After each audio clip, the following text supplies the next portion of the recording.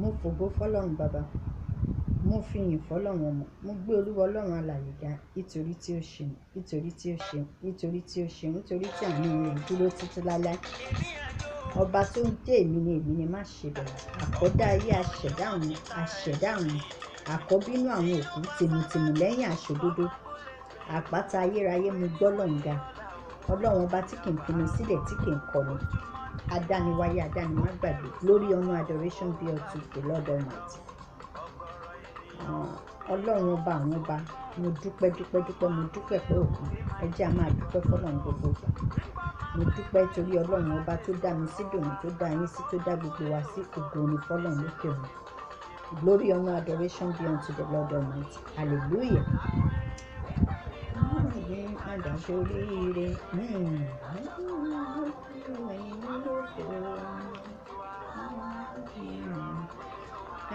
Ẹ̀yin èèyàn mi, nǹkan tí ń ṣe wá dé ni nítorí àdúrómọ́gbọ̀n àdúrómọ́.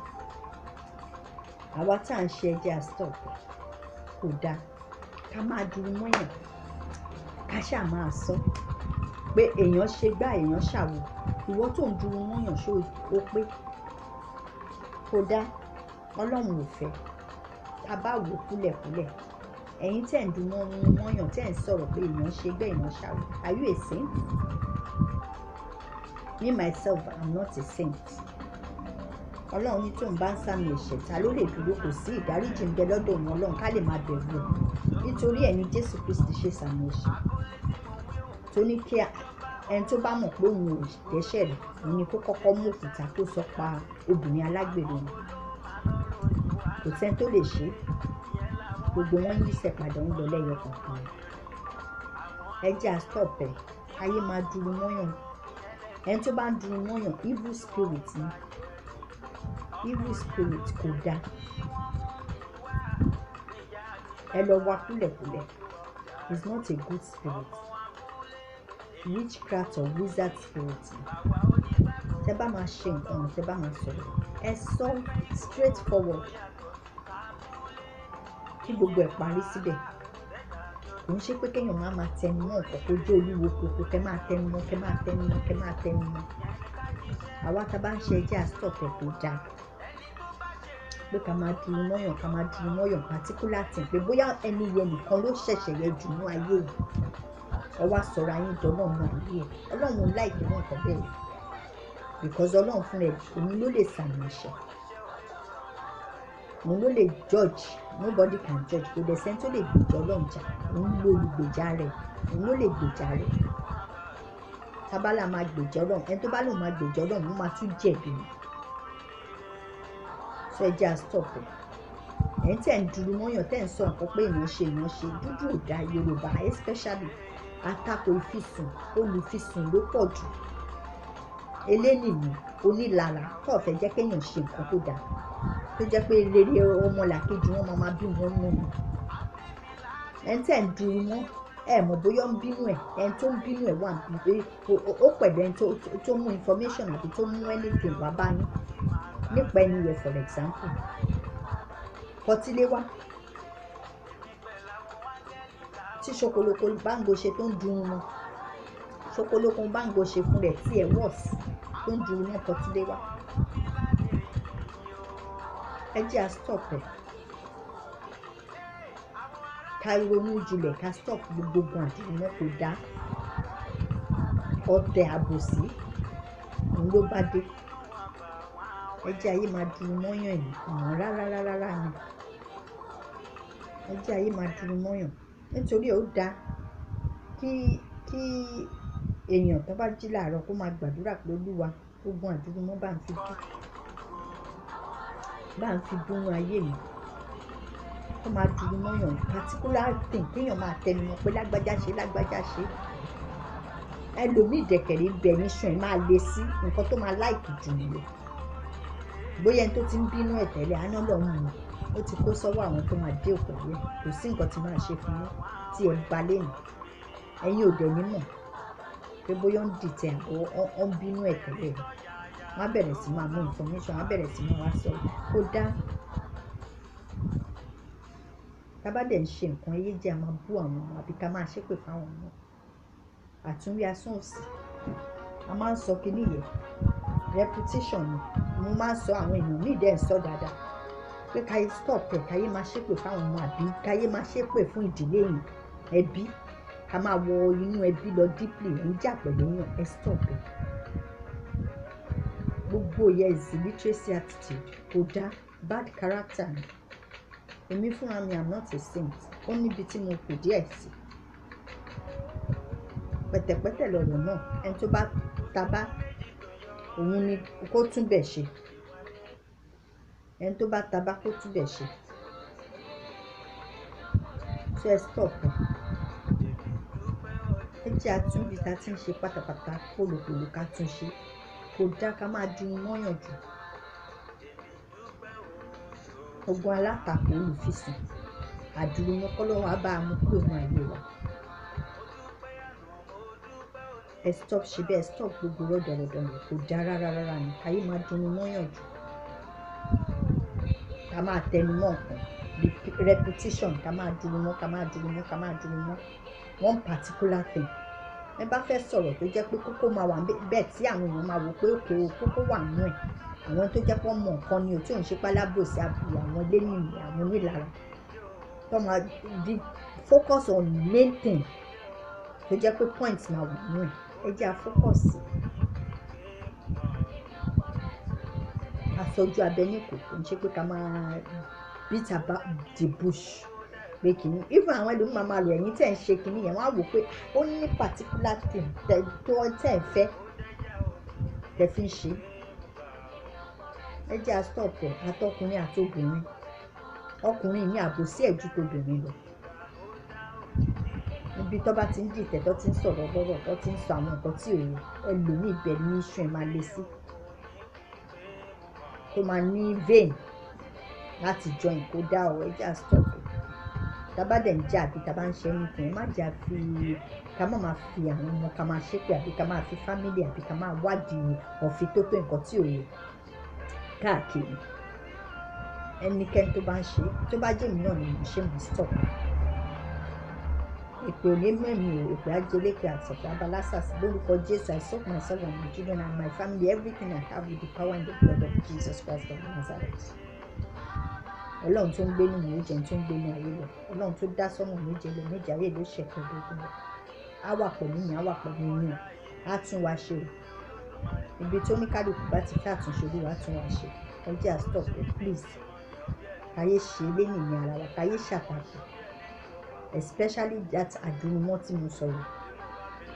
Kéèyàn máa dùnmọ́ ká máa iṣu atẹnumọ́rọ̀ ìjó náà, kéèyàn máa já alátẹnumọ́ ẹrù kẹgbàgbé ẹ̀.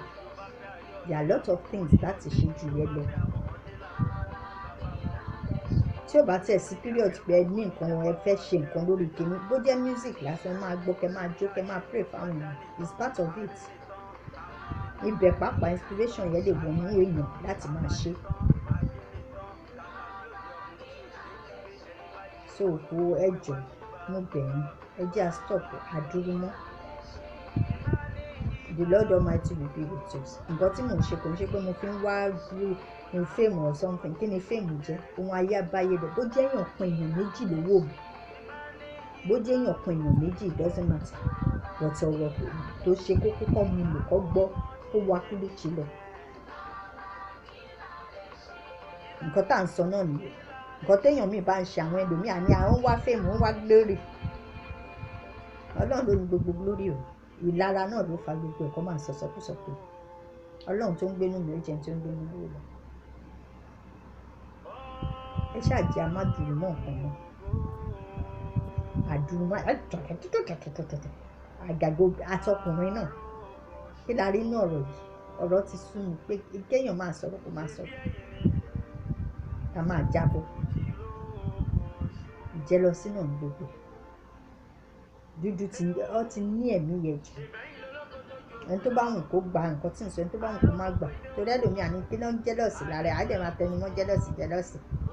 Òótọ́ ni téèyàn bá wò deeply, ẹni tí Ọlọ́run bá ṣí lójú ló máa mọ̀ pé àwọn nǹkan míì wà táwọn èèyàn míì máa ń ṣe tó jẹ́ pé jẹ́lọ̀sì. Ẹlòmíì kò ní ìdíkò tiẹ̀ ní millions. Ẹni tó ní nǹkan jù lọ, bóyá ó ti rí nǹkan kan especially tẹ́yìn ò mọ̀ pé orí á dẹ̀ máa jealous ẹ̀. Ìwọ tó jẹ́ pé òyìn bẹ Ọlọ́run, òyìn wojú Ọlọ́run tó jẹ́ pé òun dẹ̀ lójú ẹ̀ lọ. Dúdú Africans mostly àwa Yorùbás yóò Yorùbá ronú o. Bẹ́ẹ̀ ni bẹ́ẹ̀ ni Psalm 24 Ọlọ́run ọ̀run ni àpáta ayérayé àpáta ìsádi bàbá o. Psalm 114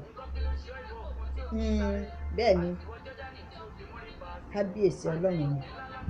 So ẹ stop ẹjọ́ káyé máa dúró mọ́ nǹkan, káyé máa ṣàpapọ̀ ẹ̀ ń tẹ̀ ń dúró mọ́ yẹ pàápàá. Ó ní àwọn tó máa dìtẹ̀ lẹ́yìn òní mọ̀ tó jẹ́ pọ́ ti fi sínú tẹ́lẹ̀ tó bá ti gbọ́ pé nǹkan kan ṣẹlẹ̀ bẹ́ẹ̀ yìí wọ́n á ní tí ẹ bá Ọlọ́run mu ó kú bó ṣe máa yọ ń bẹ̀. Ṣùgbọ́n Ọlọ́run ọba àwọn ọba tí kì í sùn tí kì í tò ayọ̀ tó bá jẹ́ pé ẹni yẹ ó wà lórí òdodo. Nǹkan tẹ́yìn kà sí ẹ̀ṣẹ̀ gbà mí Ọlọ́run lè má kà sẹ́ṣẹ̀, tẹ́yìn kà sẹ́ṣẹ̀ tẹ́yìn kà sẹ́ṣẹ̀ Ọlọ́run lè má kà sẹ́ṣẹ̀. Nǹkan tí àti ẹ̀wà rò pàtó rárá tó jẹ́ ìtẹ́ ń jọ́ọ̀jì pàápàá tọ́lọ́run ti mú dání mọ́ sẹ́gbẹ́ kan fún yín pé ẹlẹ́ṣẹ̀ ni tẹ́yìn òde ẹni yẹ pàápàá ó lè má jẹ́ ẹlẹ́ṣẹ̀ lójú Ọlọ́run tí ò bá ń ṣe nǹkan tó jẹ́ pé nǹkan tó ló ṣe o. Nínú 100% nǹkan tó ló ṣe tẹ bá wò kúlẹ̀kúlẹ̀ ẹlòmíì nǹkan tó máa jẹ ìjó gbádùn 50 lè jẹ òótọ́ kí yòókù má jẹ òótọ́ torí ìlara ilé nìyí. Bẹ́ẹ̀ á ṣáà rí nǹkan tó ń ṣẹlẹ̀ ní ayé yìí tó ń ṣe fún àwọn èmi tí mò ń sọ̀rọ̀ yà I've got through lot of experience. Yeah, I've got through lot of experience. Tó jẹ́ pé gbà mí ìpapò yẹn á wò pé àwọn èèyàn you want to be alone, aligner, you want to stay aligner fún rẹ̀ tí ò dẹ̀ yẹ kó rí bẹ́ẹ̀ tí ò ń ṣe pé òkú rorò lèèyàn àbẹ́yàn but téèyàn bá wo àwọn èèyàn as we are doing for each others pẹ̀lú àwọn ọ̀wà burúkú ta ní àwọn ẹlòmíì àtàmù nítorí ìlara àti nǹkan tó fi ń bínú ẹ̀yẹ àtàmù ìgbà yẹn ló máa lọ wá life history pé bóyá o mọ̀ọ́re fẹ́ni o ṣoore kan o mọ̀ọ́re o dá o ṣe bá rìn wọ́n gbogbo ẹ̀ wọ́n nǹkan ẹni tó dẹ̀ kò sẹ́ni tó pè wọ́n rojọ́ o wọ́n á bẹ̀rẹ̀ sí wá history oríṣiríṣi nítorí dúdú ẹjẹ́ à change o ẹjẹ́ à change please bíte ìlara pọ̀ àti elénìí olùfisùn ibikíbi táwọn àwa fúnra wa bá ti ṣe jẹ́ àwọn bẹ̀rẹ̀ ká bẹ̀rẹ̀ sí bẹ̀bẹ̀ fún ìdáríjì ẹ̀ṣẹ̀ ẹni tó dẹ̀ sọ pé bóyá ó ṣẹ̀ àbí nǹkan kan tó bá jẹ́ òótọ́ àtòdodo nǹkan míì wà tó ṣe kóun fúnra ẹ̀ ti sunkún sọ́nà lọ́rùn kó bẹ̀bẹ̀ fún ìdáríjì ẹ̀ṣẹ̀ àwa náà àpè ibikíbi tá a bá ti ń ṣẹ̀kọ́ lọ́ọ́ máa dárí ká má bẹ̀bẹ̀ fún ìdáríjì ẹ̀ṣẹ̀ káyé rí séyàn mọ̀ káyé sọ pé bá ti sọ ó ti tó kó má pọ̀ jù kó má jẹ́ àdúrú mọ́ téèyàn bá ti ń dùn mọ́ nǹkan jù pé èèyàn kan báyìí particular báyìí ó lè ba nǹkan jẹ́ ó lè da nǹkan tẹ̀ tí ẹ̀ expect ó lè bàjẹ́ ó lè dàrú tẹ́ẹ̀mọ̀ tí ò dẹ̀ yẹ kó go to that lot of that extent kó lọ ju bó ṣe yẹ lọ.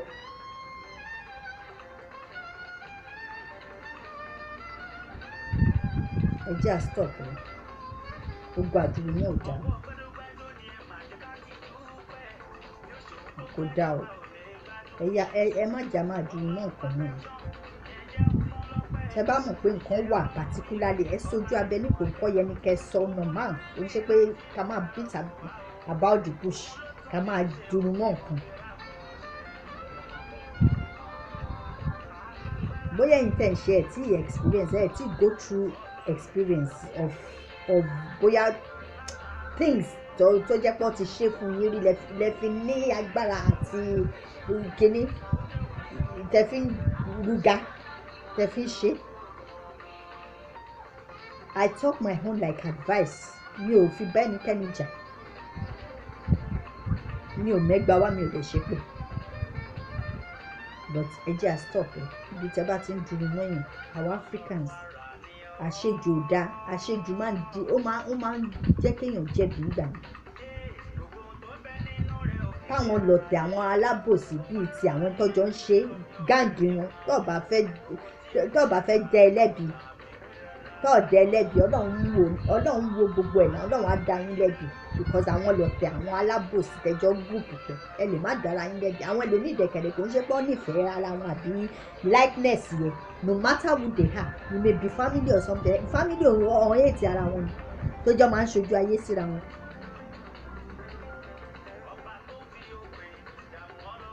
tó jẹ́ pé torí ọ̀tẹ̀ àbòsí yẹn ló máa ṣe gang up ló máa ṣe group up torí ìlara ọ̀rọ̀ anything kí là ń lára ara wa fún ẹlòmíì tí ò tiẹ̀ rí ti nílò tí ò ṣe é pé kínní ẹ bẹ̀rẹ̀ sí máa dìtẹ̀ máa lálẹ̀ wọ́n á máa lálẹ̀ wọ́n á máa dìtẹ̀ ẹ ṣáà stop ẹ̀ àdúrómọ́ yìí lè ní ṣàmù wá lè ní pé ẹ stop ẹ̀ pé kẹ́yìn dúrómọ́ èèyàn máa tẹnumọ́ particular thing a máa dúrómọ́ nǹkan máa dúrómọ́ nǹkan. Is a bad attitude, witchcraft and wizard attitude, evil attitude gbáà ni. Tẹ́ ẹ̀ bá mú ẹ lọ wò kẹ́ jókòó kẹ́rù tẹ́ bá máa gọ́gùn lẹ̀ jáde ní gọ́gùn kẹ́ gọ́gùn lẹ̀ out torí gọ́gùn kò sí nǹkan tí yóò mọ̀ kò sí nǹkan tí yóò lè gbé jáde fún mi. Pé téèyàn bá ń wo kunko mọ́ nǹkan tó ń dun mọ́ nǹkan kí ni nǹkan náà kí ni mínì mẹ́. Kí ló máa ń jẹ́ kí ló máa ń já sí máa ń já sí ẹ̀tẹ̀ àti jẹ̀bi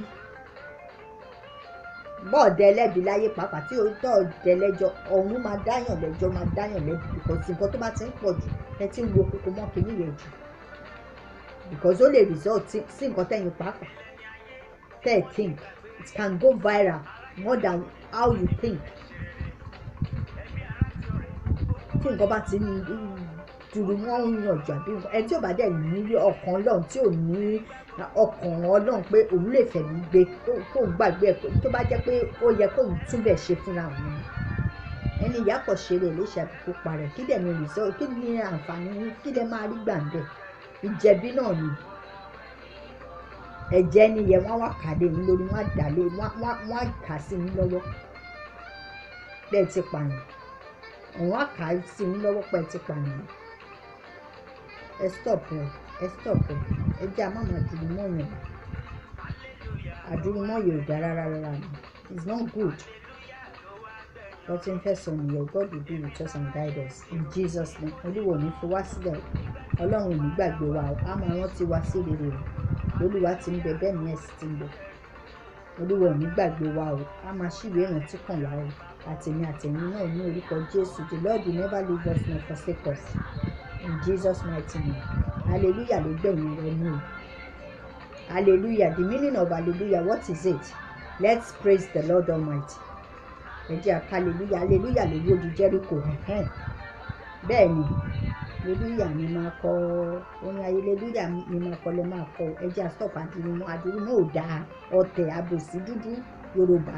Yorùbá ronú o ká ronú ká kúrò ní ọ̀tẹ̀. Kúrò ní àdúrómọ́ elénìí olùfisùn that stop it is well God be with you God will be with all of us in Jesus name amen hallelujah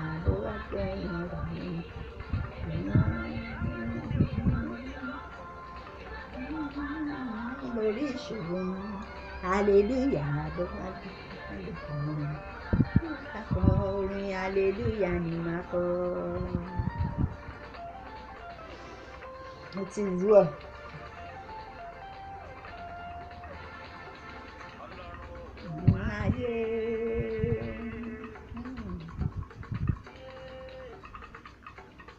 Orúkọ rẹ̀ ti ní tó. Lord of perfection, you are worthy to be praised. Ọlọ́run ayé,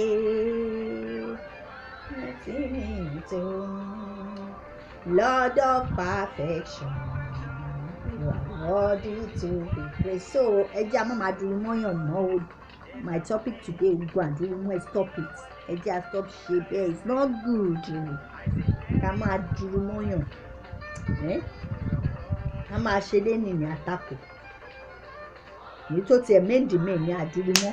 Ká máa tẹnu mọ́ repetition of something tí ò dẹ̀ relevant.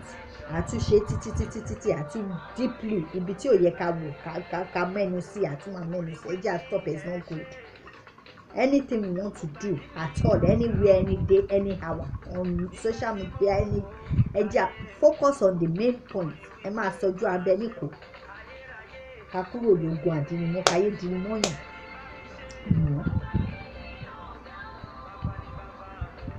I never support sin or anything. Bóyá òun náà ṣe ó like láti ṣe gbogbo yẹn. Mi ò fẹ́ anybody, mi ò mọ anybody, I don't know anybody àdáni. I don't know anybody anywhere anything. Èmi kò sọ tèmi ni. Jẹ́ ká yé dùn ní mọ́yàn. Ẹni tó bá dẹ̀ ka ẹ̀ṣẹ̀ sí pé ó ń ṣẹ̀ṣẹ̀, Ọlọ́run dáríjì, kó dáríjì èmi náà, kó dáríjì ẹ̀yin náà, kó lẹ́lẹ́ṣẹ̀ ní gbogbo wa. Èyí tí ó bá ṣe lóòótọ́ nú ẹ̀, kó bọ́ sí kọ́nà kó bẹ Ọlọ́run, pé k'Ọlọ́run dáríjì òun. Torí ibi tí ojú èèyàn sí ojú Ọlọ́run wà bẹ́ẹ̀, kó jẹ́ òun àtọlọ́run ẹ̀, kó ké sọ́nà lọ́rùn pé k'Ọlọ́run dáríjì. But kò ń ṣe gbogbo nǹkan tó bá sọ náà ni kéèyàn ká mú dání, torí àwa èèyàn àdá. Wọ́n á àfikún ló tẹ̀ máa pọ̀ jù, àyọkúrò ni kò ní pọ̀, àfikún yẹn ló máa pọ̀ jù.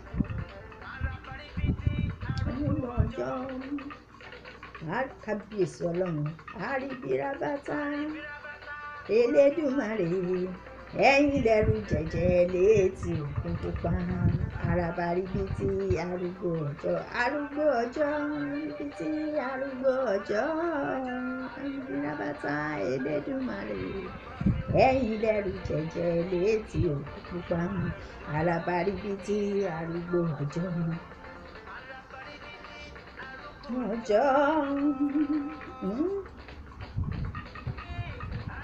Rabata Elédùmarè, ẹ̀yin lẹ́rù jẹ̀jẹ̀ létí òkun pupa, arabaribiti arúgbó ọjọ́, arabaribiti arúgbó ọjọ́. Hallelujah, glory be to God. So ọ̀rọ̀ mi ò jẹ́ lè lọ o. Ti máa mẹ́nu mi, ti máa dákẹ́, shut my mouth.